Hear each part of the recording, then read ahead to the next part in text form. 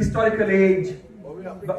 হ্যাঁ আমি আমার মনে হয় আমার দুই ক্যাবিনেটের ভাইয়ের এখানে একটা স্ট্রেঞ্জ কিছু একটা ধারণা আছে আমার সম্বন্ধে, যে আমি বোধহয় অন্য কোনো গ্রহ থেকে এসেছি।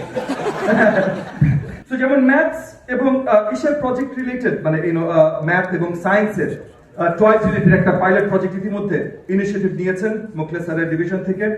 একই সাথে আমরা দেখেছি যে আমাদের লোকাল অনেক ইনোভেশন আছে। অল্প কিছুদিন আগে আপনারা অনেকে নিশ্চয়ই উপস্থিত ছিলেন আমরা প্রাথমিক শিক্ষা পদক অনুষ্ঠানে আমাদের প্রত্যেকটা জেলা থেকে 3টা জেলা বাদে, কারণ ওখানে তখন বন্যা শক্ত বন্যা ছিল, প্রত্যেকটা জেলা রিপ্রেজেন্টেশন ছিল, তাদের স্টল ছিল।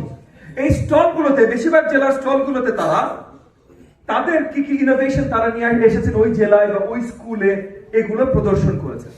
এখানে আমরা দেখেছি ইনোভেটিভ অনেক লার্নিং টয়স, মানে এরকম অনেকগুলোতে ছিল ভিন্ন ভিন্ন জাস্ট লুডুর মাধ্যমে তারা অনেক কিছু শেখাতে সক্ষম হচ্ছে, জাস্ট লুডুর মাধ্যমে।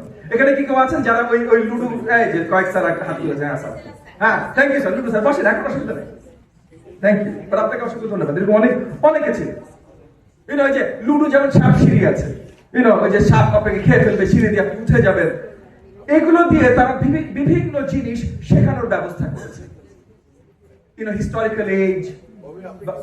হ্যাঁ আমি আমার মনে হয় আমার দুই ক্যাবিনেটের ভাইয়ের এখানে একটা স্ট্রেঞ্জ কিছু একটা ধারণা আছে আমার সম্বন্ধে, যে আমি বোধহয় অন্য কোনো গ্রহ থেকে এসেছি।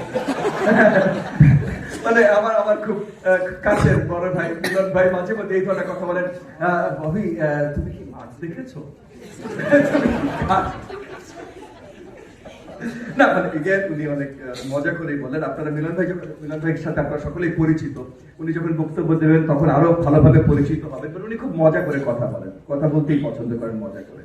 এবং আমি তো আর আমাদের যুব এবং ক্রীড়া প্রতিমন্ত্রী সম্বন্ধে বেশি কিছু বলার দরকার নাই। উনি ওনার পায়ের কারুকার্য দিয়ে পুরো বিশ্বব্যাপী ওনার পরিচিতি ইতিমধ্যে দিয়ে দিয়েছেন। আজকে যখন মাইকে আসবেন তখন ওনার মুখের কথা কারুকার্য আপনাদেরকে বিস্মিত করবেন ইনশাআল্লাহ।